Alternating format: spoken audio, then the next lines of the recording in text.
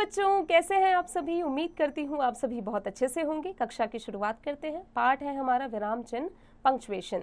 विराम चिन्ह का अर्थ है रुकना। जब हम किसी से बातचीत करते हैं तो आवश्यकता अनुसार हम कहीं कहीं पर रुकते हैं तथा हमारी आवाज़ में उतार चढ़ाव भी आता रहता है। भाषा को लिखते समय इसकी पूर्ति कुछ चिन्हों द्वारा की जाती है। इन्हीं चिन्हों को विराम चिन्ह कहते हैं। यदि विराम चिन्ह का प्रयोग न किया जाए तो वाक्य का अर्थ ही बदल जाता है। जैसे रुको मत चलो, रुको मत चलो। यह दोनों वाक्यों में विराम चिन्ह की जगह बदल जाने से वाक्यों का अर्थ भी बदल गया है। प्रमुख विराम चिन्ह पूर्ण विराम, अल्प विराम, अर्ध विराम, प्रश्नवाचक, विस्मयादिबोधक, उद्धरण चिन्ह, विवरण चिन्ह, निर्देशक चिन्ह, योजक या विभाजक चिन्ह, कोष्ठक, त्रुटिपूरक या हंस पद चिन्ह, लाघव चिन्ह या संक्षेप सूचक।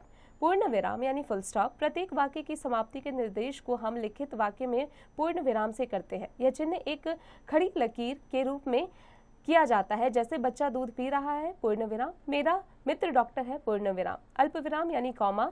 वाक्य के अंदर अल्पकालीन विराम के लिए अल्प विराम चिन्ह का प्रयोग होता है। इसका प्रयोग निम्नलिखित स्थितियों में किया जाता है।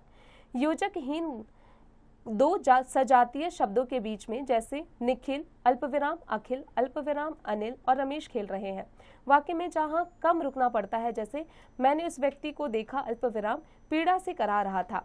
निषेध सूचक नहीं और स्वीकार सूचक हाँ के बाद, जैसे नहीं अल्प विराम तुम खेलने मत जाओ, हाँ अल्प विराम मैंने खाना खा लिया। अर्ध विराम सेमीकोलन, जहां वाक्य की समाप्ति हो जाने पर भी उसका कुछ संबंध आगे के किसी वाक्य से दिखाया जाता है, वहां अर्ध विराम का प्रयोग किया जाता है। जैसे जो ठीक था अर्ध विराम कर दिया, अब चाहे जो करें। प्रश्नवाचक क्वेश्चन मार्क, प्रश्नवाचक वाक्य की समाप्ति पर पूर्ण विराम का प्रयोग न करके प्रश्नवाचक का प्रयोग किया जाता है। जैसे तुम्हारा नाम क्या है, प्रश्नवाचक। तुम कहाँ जा रहे हो, प्रश्नवाचक। विस्मयादिबोधक साइन ऑफ एक्सक्लेमेशन, हर्ष, शोक, घृणा, आश्चर्य आदि भाव प्रकट करने वाले शब्दों और वाक्यों के साथ विस्मयादिबोधक चिन्ह का प्रयोग किया जाता है। जैसे आहा विस्मयादिबोधक चिन्ह, कितना अच्छा मौसम है। शाबाश विस्मयादिबोधक चिन्ह, तुमने बहुत अच्छा काम किया है। फिर आते हैं उद्धरण चिन्ह पर। इन्वर्टेड कॉमा, किसी के कथन को उसी के शब्दों में प्रकट करने के लिए उद्धरण चिन्ह।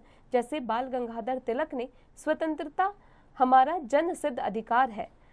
जब उद्धरण के भीतर उद्धरण आ जाए अथवा किसी शब्द का वाक्य में ही अर्थ दिया गया हो तो अर्थ के लिए उद्धरण चिन्ह का प्रयोग किया जाता है। जैसे संधि का अर्थ है जोड़। विवरण चिन्ह यानी कॉलन, उदाहरण या निम्नलिखित का संकेत दिखाने के लिए विवरण चिन्ह का प्रयोग किया जाता है। जैसे अर्थ के आधार पर शब्द के दो भेद होते हैं, सार्थक और निरर्थक। निर्देशक चिन्ह यानी डैश, इनका प्रयोग निम्नलिखित स्थितियों में किया जाता है। निम्नलिखित या नामांकित शब्द के बाद, जैसे गेहूं निम्नलिखित स्थानों में पैदा होता है, डैश पंजाब, उत्तर प्रदेश, मध्य प्रदेश आदि। कहना, लिखना, बोलना आदि क्रियाओं के बाद, जैसे कृष्ण ने कहा, निर्देशक चिन्ह मैं लिखने जाऊंगा। योजक या विभाजक चिन्ह यानी हाइफन, यह आकृति में निर्देश चिन्ह का आधा होता है। दो शब्दों को जोड़ने के लिए योजक चिन्ह का प्रयोग किया जाता है। जैसे कभी योजक या विभाजक चिन्ह, कभी रात और दिन के बीच में योजक या विभाजक चिन्ह, और अमीर और गरीब के बीच में आदि। कोष्ठक ब्रैकेट, वाक्य के बीच में आए किसी शब्द का अर्थ बताने के लिए कोष्ठक का प्रयोग किया जाता है। जैसे तद्भव का शाब्दिक अर्थ है तत्, और उससे को हमने क्या कर दिया है कोष्ठक के अंदर, प्लस भवन उत्पन्न कोष्ठक के अंदर।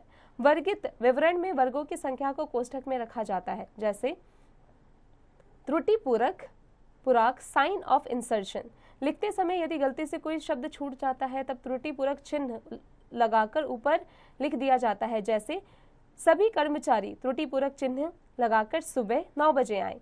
लाघव चिन्ह यानी शॉर्ट मार्क, किसी शब्द का संक्षेप में लिखने के लिए प्रथम अक्षर लिखने के बाद लाघव चिन्ह लगाया जाता है। जैसे पंडित, डॉक्टर। मुख्य बातें, भाषा में लिखते समय कुछ विशेष चिन्हों का प्रयोग होता है जिन्हें विराम चिन्ह कहते हैं। इसके वाक्य का अर्थ स्पष्ट हो जाता है। बच्चों अब आ जाते हैं इसके अभ्यास कार्य पर। बच्चों अब आप इसका अभ्यास कार्य स्वयं कीजिएगा।